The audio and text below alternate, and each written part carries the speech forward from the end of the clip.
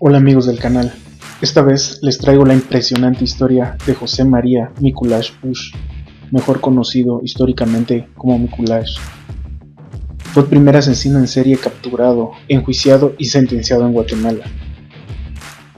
Se comprobó que entre los meses de febrero para abril del año de 1946 dio muerte en compañía de su primo Mariano Macú Mikuláš a más de 14 niños y adolescentes, después de abusar sexualmente de ellos, dándoles muerte por medio de asfixia con una cuerda, con la que los amarraban de manos y luego del cuello, y que sus cuerpos aparecieron en ese corto tiempo en las áreas de la capital, Mixco y Antigua Guatemala. José María Mikuláš Bush nació en 1925 y su primo Mariano Macú Mikuláš en 1920. Ambos eran campesinos, originarios y residentes en Patsicía, Chimaltenango. Tenían la piel morena, mediana estatura, vestían pantalón de manta y camisa formal, no usaban zapatos y se caracterizaban por llevar siempre un costal al hombro y un lazo.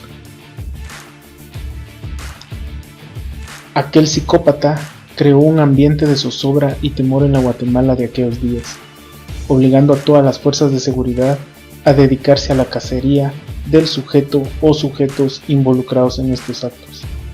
De esta forma, los habitantes de la ciudad capital, Mixco y la Antigua, fueron testigos del aparecimiento de los cuerpos de los jovencitos asesinados, a intervalos relativamente cortos, en algunos momentos casi a diario, lo que incrementaba el temor, así como la presión pública sobre las fuerzas de seguridad y la administración del presidente Juan José Arévalo, que no podía permitir que a tan breve plazo la sociedad comenzara a extrañar a Jorge Ubico, como años después sucedió. Su primer víctima fue Enrique Zactic Cuyuch, de 14 años, quien vivía en San Pedro Zacatepeques y había llegado a la ciudad capital para vender leña. Su cuerpo apareció el día 23 de febrero y le siguieron el 15 de marzo Óscar Emilio López, de 12 años. El 28 de marzo, César Augusto Wolfovic, de 13 años. El 5 de abril, el cuerpo de un niño de aproximadamente 11 años, el cual nunca fue identificado y se enterró como XX. El mismo día 5 de abril, Francisco Juárez Ajvix y de Gumercindo Flores, de 13 años. El 17 de abril, Jesús Reyes. El 18 de abril, Cecilio Uyupirir, de 13 años. El 18 de abril apareció nuevamente otro cuerpo, el cual no fue identificado y se enterró como XX, al igual que otros dos cuerpos encontrados el 21 y 22 de abril.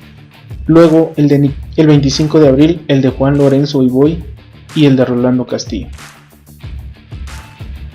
Según el criminalista Ricardo Mendoza, el modus operandi regular de los primos Mikuláš era encontrar a los menores cerca de barrancos.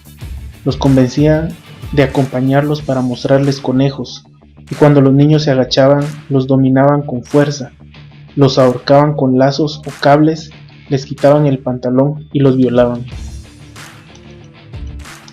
Por fin, los detectives Miguel Antonio Serrano y Alfredo Guerra les tendieron una trampa en el zoológico La Aurora, usando un niño como carnada, dando resultado y capturando infraganti a Mikuláš Bush, encarcelándolo un 26 de abril. La captura y el juicio. Fue a finales del mes de abril cuando por fin, tras la descripción proporcionada por una anciana, que se capturó el día 26 a Mikuláš y posteriormente al día siguiente, el 27 de abril, en la Antigua Guatemala, a su primo Mariano, no sin antes haber realizado la policía dos detenciones previas que resultaron erróneas. José María Mikuláš confesó sin dificultad ante el juez Quinto de Paz sus crímenes, siendo él mismo quien condujo a la policía al lugar en donde se encontraban dos cadáveres que aún no habían sido encontrados y señalando a su primo Mariano como su cómplice. Este a su vez negó los hechos, pero tras un careo las autoridades notaron las inconsistencias y la inculparon también. Contribuyeron a las declaraciones otros niños que los identificaron, ya que ellos lograron escapar después de ser perseguidos por los asesinos con la cuerda que utilizaban para sus crímenes, y por la declaración de la anciana, quien reconoció a Mikuláš por un problema al caminar que lo delató. Para el enjuiciamiento de Mikuláš y su primo se promulgó legislación especial en el gobierno de Arévalo, en el cual se abreviaron los procedimientos según el decreto 235 del Congreso de la República, el cual se le conoció en forma popular como la Ley Mikuláš, la que para el día 18 de junio del mismo año permitió sentenciar a muerte a José María Mikuláš Bush, enfrentándolo el 18 de julio de 1946 frente a la pared exterior del Cementerio General. Mikuláš recibió asistencia espiritual y pidió como último deseo 2 octavos de licor y hablarle a la población, donde gritó: "Me fusilan a mí y no a mi primo, que mató a más que yo", correspondiéndole a su primo Mariano Makú Mikuláš únicamente una sentencia de 30 años de cárcel. La ejecución fue pública. Después que vivió sus últimos 2 octavos, hizo el saludo 1 y fue fusilado con un saco y corbata que fue regalado por un entrevistador. Al momento de su muerte tenía 2 hijos, Juana Bush y Enrique.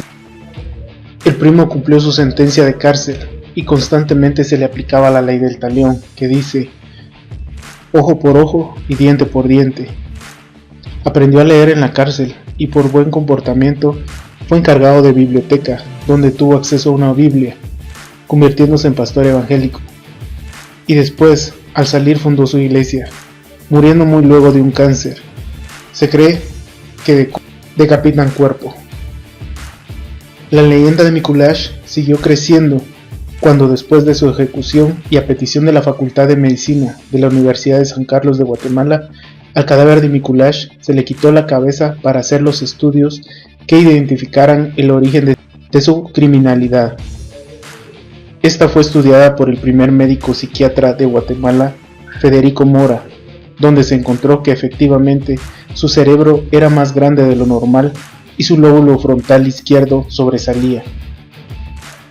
El cuerpo sin cabeza fue enterrado en el interior del Cementerio General, en un área conocida como La Isla.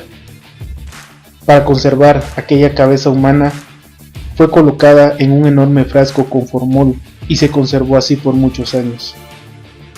La cabeza de Mikuláš estuvo en la antigua morgue del Hospital General San Juan de Dios, ante la vista de médicos y estudiantes practicantes de medicina, enfermeras y curiosos que desfilaron ante aquel frasco con dicha cabeza humana, lo cual era un espectáculo grotesco.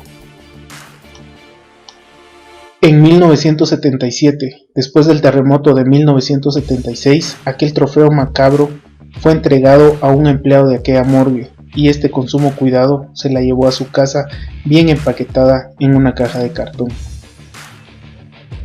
Aquel frasco estuvo guardado en la casa de aquel empleado.